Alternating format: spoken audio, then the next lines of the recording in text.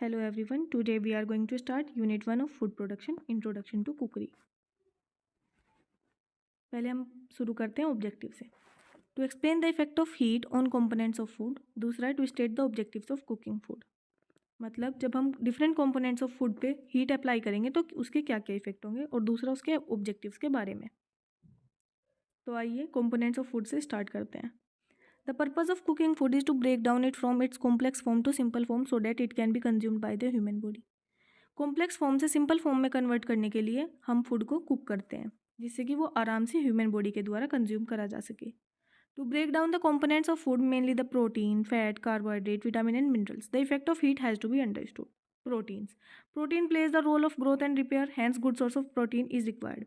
हमें सभी को पता है कि जो प्रोटीन का काम होता है वो ग्रोथ एंड रिपेयर का होता है हमारी बॉडी में. तो प्रोटीन के सोर्स क्या क्या है? Meat, egg, wheat, pulses, fish, milk and milk products. तो जब हम हीट अप्लाई करते हैं प्रोटीन के ऊपर तो ये कोगुलेट हो जाता है ओपेक से वाइट कलर में. When heat is applied on protein it coagulates from opaque, the protein becomes white in colour. Excessive heat can make the protein rubbery and chew. We can notice this while eating chicken और meat that is overcooked. जब हम excessive heat apply करते हैं protein के ऊपर तो ये रबरी and chew बना देता है उसे. इसका एग्जाम्पल है मीट एंड चिकन. जब हम मीट और चिकन को ओवरकुक कर देते हैं तो वो रबरी हो जाते हैं. कार्बोहाइड्रेट्स. कार्बोहाइड्रेट्स हमें एनर्जी प्रोवाइड करते हैं. Sources of carbohydrates are rice, wheat, potatoes etcetera. There are two types of heat, moist heat and dry heat. ये हमें सभी को पता है कि दो तरीके की हीट होती है, moist heat and dry heat. Moist heat मतलब जब हम वाटर के साथ में किसी चीज़ को कुक करते हैं. ड्राई हीट मतलब जैसे कि ओवन वगैरह में होता है. When moist heat is applied the starch in the food absorb moisture and swell. जब हम मॉइस्ट हीट अप्लाई करते हैं तो जो फूड के अंदर स्टार्च होता है वो मॉइस्चर को एब्जॉर्ब कर लेता है और फूल जाता है. After some time it burst to form gel. और कुछ समय के बाद ये क्या होता है, बर्स्ट हो जाता है और जेल फॉर्म कर लेता है. इस प्रोसेस को गैलेटिनाइजेशन कहते हैं. ये बहुत बार आ भी जाता है एग्जाम में कि व्हाट इज गैलेटिनाइजेशन. तो गैलेटिनाइजेशन क्या होता है? When moist heat is applied the starch in the food absorb moisture and swells. After some time it forms to form a gel. We have to handle the rice carefully since it continue to absorb moisture and might become a gel sticky by nature. When dry heat is applied on the carbohydrate, it tends to become slightly brown. जब हम dry heat को apply करते हैं तो जो food होता है वो स्लाइटली ब्राउन कलर में चेंज होना शुरू हो जाता है. When a slice of bread is toasted, we notice a brownish reaction. This is due to caramelization of starch. इस प्रोसेस को हम caramelization of starch बोलते हैं.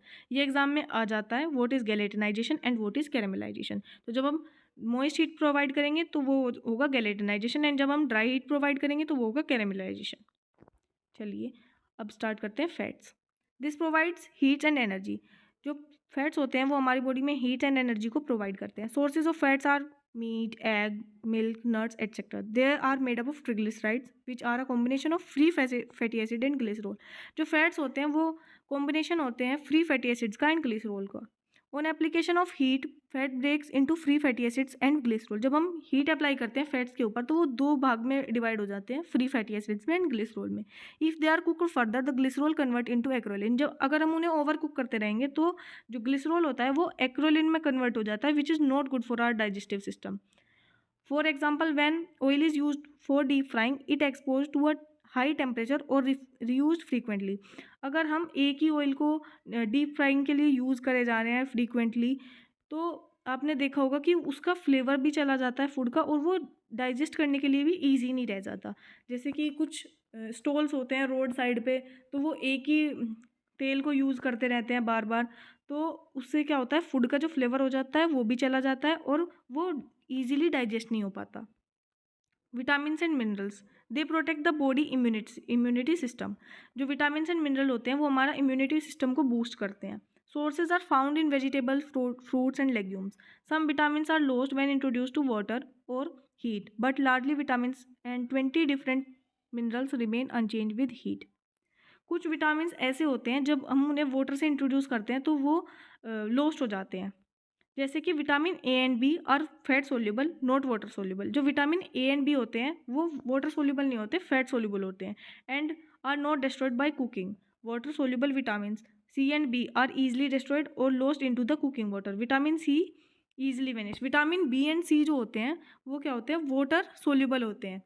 और विटामिन सी को तो आपने देखा भी होगा, जैसे कि होते हैं हमारे ऑरेंजेस वगैरह, तो हम इन्हें वाटर से कभी भी धोते नहीं हैं. क्योंकि ये क्या होता है, वाटर सोल्यूबल होते हैं। अब आ जाते हैं ऑब्जेक्टिव्स ऑफ कुकिंग फूड पे। फूड को कुक करने के लिए क्या क्या ऑब्जेक्टिव्स हैं, मतलब अगर हम फूड को कुक करेंगे तो उससे हमें क्या क्या फ़ायदा मिलेगा। तो पहला है to make the food more palatable. अगर हम फूड को कुक कर देंगे तो वो आसानी से मतलब खाया जा सकेगा, वो मोर प्लेटेबल होगा। दूसरा, to help in the digestion process since the food components are broken down by the effects of heat. जैसे कि हमने ऊपर भी पढ़ा था कि जब हम फूड को कुक करते हैं तो वो अपने कॉम्प्लेक्स फॉर्म से सिंपलेस्ट फॉर्म में आ जाता है, तो ये हमें डाइजेशन प्रोसेस में हेल्प करता है।